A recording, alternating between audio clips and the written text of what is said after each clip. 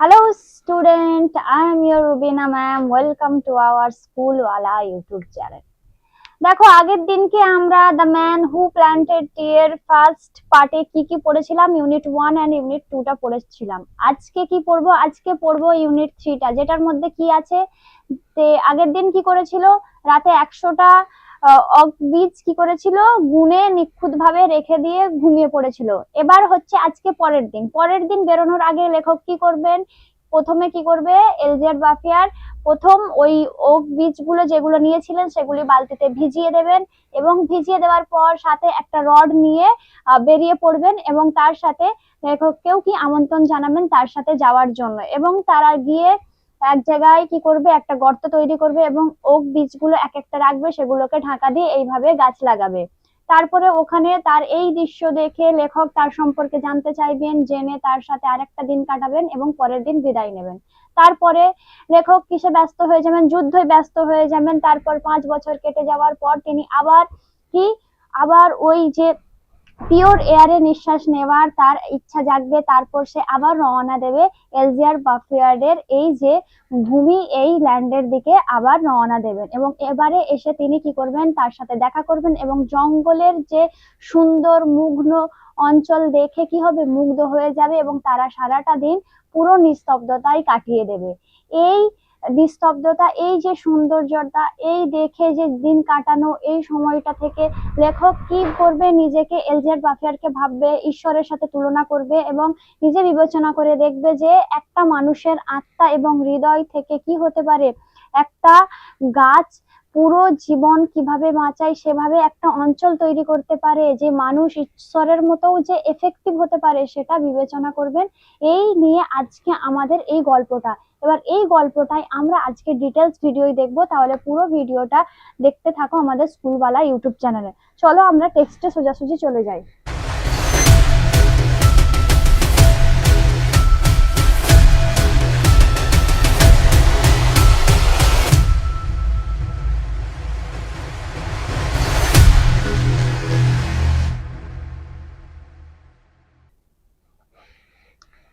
দেখো কি বলছে, before going out the next day, তাহলে পরের দিনকে বেরোনোর আগে পর্যন্ত। তাহলে বিফোর মানে আগে, গোয়িং মানে যাবার, গোয়িং আউট মানে বাইরে যাবার, কবে, পরের দিনে। হি সোকড, তিনি কি করলেন, ভিজিয়ে দিলেন, ইন এ বাকেট একটি বালতিতে, অফ ওয়াটার জলে, দা অ্যাকন্স, অ্যাকন্স মানে কি, ওই ওক গাছের যে বীজগুলো সেগুলো, that he had so carefully chosen, যেটাকে তিনি খুব যত্ন সহকারে বেছেছিলেন, অ্যান্ড কাউন্টেড এবং গুনেছিলেন। তাহলে চুজেন মানে বেছে নেওয়া আর কাউন্টেড মানে গোনা, কেয়ারফুলি মানে যত্ন সহকারে। তাহলে পরের দিন বেরোনোর আগে কি করলেন, প্রথম ওই যে গোনা ওক বীজগুলোকে কি করলেন, বালতিতে ভিজিয়ে দিলেন। He carried an iron rod too, তিনি বহন করলেন একটা আয়রন রড, মানে একটা রড, আয়রন রড মানে কি, রড একটা যে লাঠির মতো ব্যবহার করা হয় সেটাকে কি করলেন, ক্যারিড মানে বহন করছিলেন।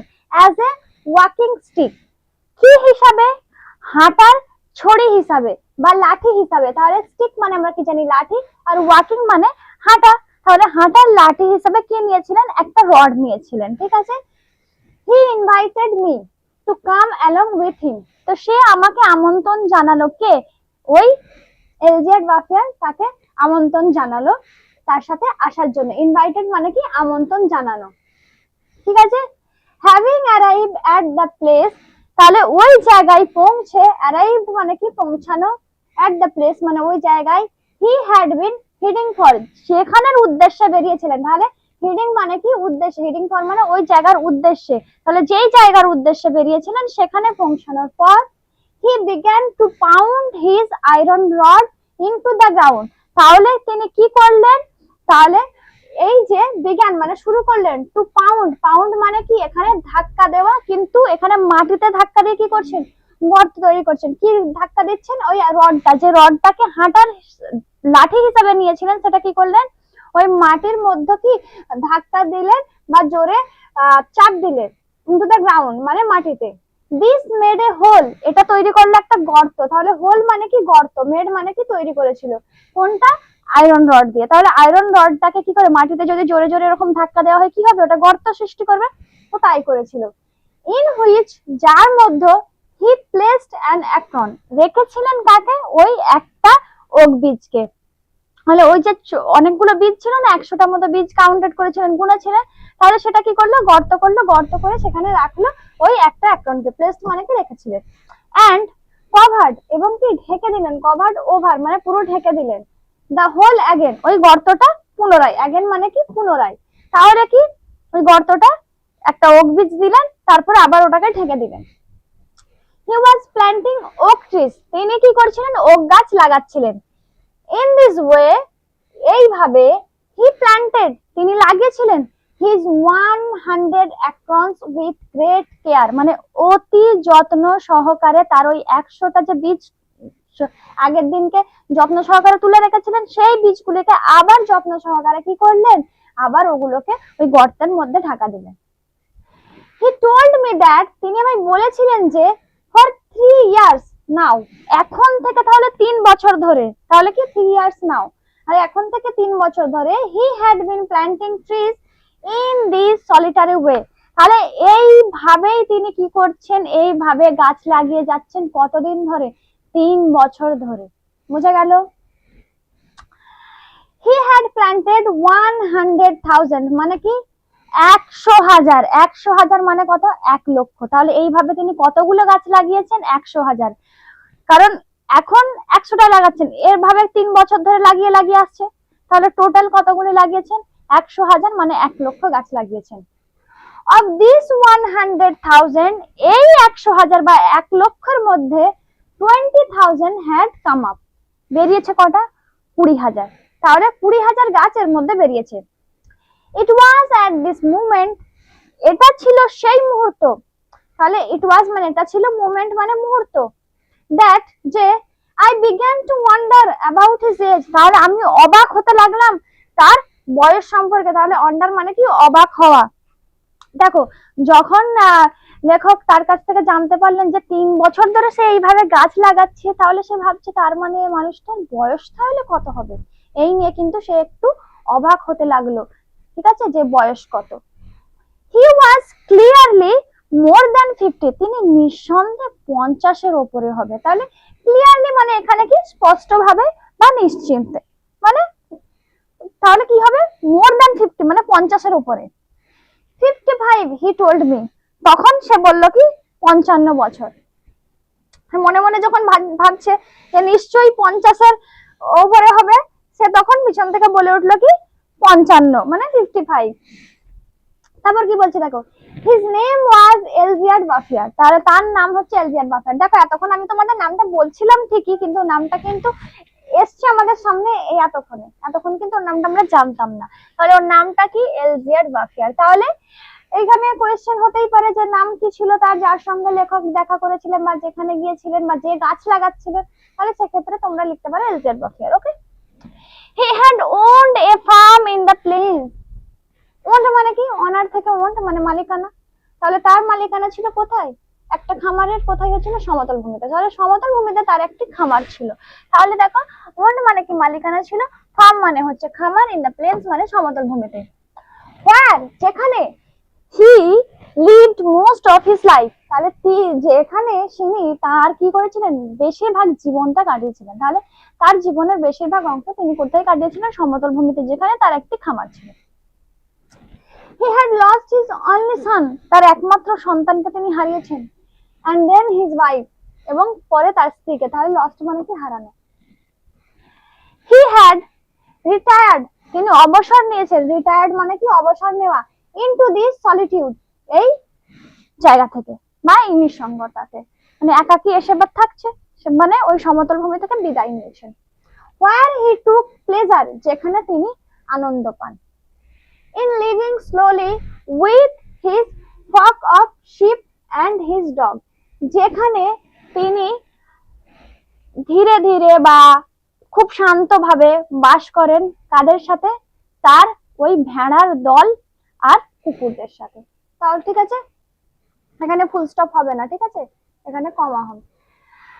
তো যেখানে তিনি বাস করছেন কার সাথে, দেখো ফ্লক মানে এখানে কি ঝাঁক বা দল এরকম বোঝাচ্ছে, কিসের ঝাঁক, শিপ মানে ভেড়ার, এন্ড হিজ ডগ তার কুকুরের।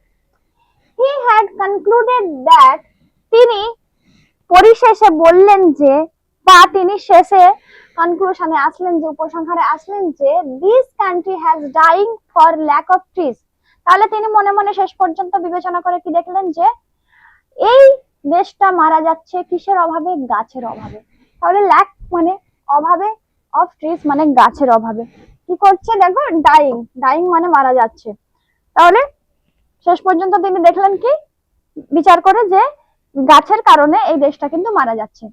হি অ্যাডেড দ্যাট, তিনি আরো যুক্ত করলেন, মানে তার কথার সাথে আরো যুক্ত করে বললেন যে, having nothing more important to do, কিছু এর থেকে গুরুত্বপূর্ণ হতে পারে না, he had resolved to remedy the situation.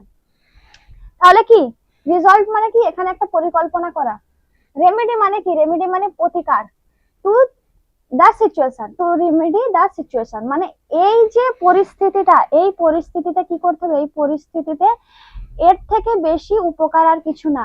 কিসের থেকে? গাছ লাগানোর থেকে। তার মানে কি আমাদের দেশ যখন গাছের অভাবে মারা যাচ্ছে, তাহলে আমাদের কি করতে হবে? গাছ লাগাতে হবে। যেটার অভাব হবে সেটা তো পূরণ করতে হবে। তো তাই লেখক এখানে কি এলজেড বাফার বলছেন কি, কিছুই এর থেকে গুরুত্বপূর্ণ না এই সিচুয়েশন থেকে বা এই পরিস্থিতি থেকে মুক্তি পাওয়ার। রেমেডি মানে কিন্তু মুক্তি পাওয়ার হয়। We parted the next day, আমরা পরের দিন ও থেকে গেলাম, মানে লেখক কি করলেন? থেকে গেলেন। Next year, the next year the war came, তাহলে পরের বছর কি হলো? পরের বছর যুদ্ধ আসলো। ইন হুইচ, যেটার মধ্যে I was engaged for 5 years, আমি যুক্ত ছিলাম 5 বছরের জন্য। তাহলে পরের বছর যুদ্ধ এসেছিল যেটাতে সে 5 বছর যুক্ত ছিল। With the war behind me, যুদ্ধের পেছনে I had a great desire to breathe a little pure air, তাহলে কি আমার মধ্যে তীব্র ইচ্ছা জেগেছিল একটু সতেজ বাতাসে নিঃশ্বাস নেবার। ঠিক আছে, তাহলে লেখকের মনে এখানে তীব্র ইচ্ছা জেগেছিল, যেহেতু যুদ্ধের মধ্যে একটা অশান্তিজনক পরিবেশের মধ্যে থাকছিলেন, তাহলে অশান্তিজনক পরিবেশে দীর্ঘদিন থাকার মধ্যে তার মধ্যে কি ইচ্ছা জাগবে? একটা শান্ত পরিবেশে গিয়ে একটু শান্তিতে আরামের সাথে নিঃশ্বাস নিয়ে বাঁচবো। তো এই ইচ্ছাটাই কিন্তু এখানে জেগেছিল। তাই তিনি কি করেছিলেন দেখো, and I set out again along the trail through that deserted country। তাহলে ওই যে প্রথম প্যারায় আমরা দেখেছিলাম যে একটা মরুভূমির শুষ্কতার মধ্য দিয়ে তিনি পাড়ি দিয়েছিলেন একটা অন্য পুরো ভূমির দিকে, সেই ভূমিটার দিকে যেখানে তিনি গিয়ে এলজেড বাফারের সঙ্গে দেখা করেছিলেন, সেখানের উদ্দেশ্যে কিন্তু আবার রওনা দিলেন। বোঝা গেল?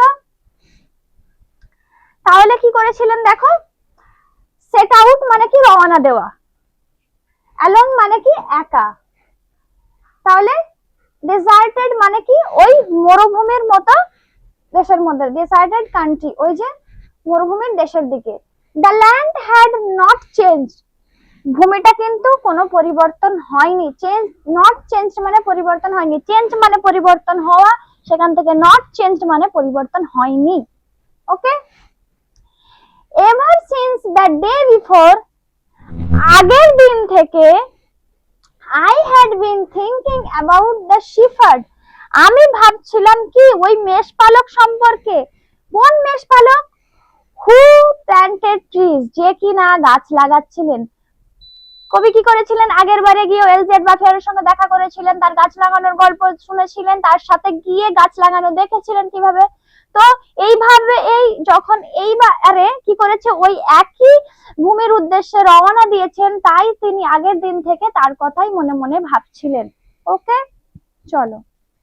10,000 oaks I had said to myself, আমি নিজে নিজেকে বললাম 10,000 ওক গাছ। দেখো আমরা দেখেছিলাম কি ওখানে 100,000টি ওক গাছ লাগিয়েছিলেন, তার মধ্যে 20,000টি বেরিয়েছিল।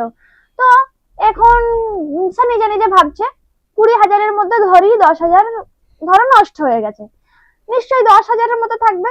তো মনে মনে নিজে নিজেকে বলবেন 10,000 ওক গাছ must really take up a lot of space, তাহলে 10,000 ওক গাছ নিশ্চয়ই একটা ভীষণ জায়গা অধিকার করে থাকবে। তাহলে টেক আপ মানে কি? গ্রহণ করে থাকা। লট অফ স্পেস মানে কি?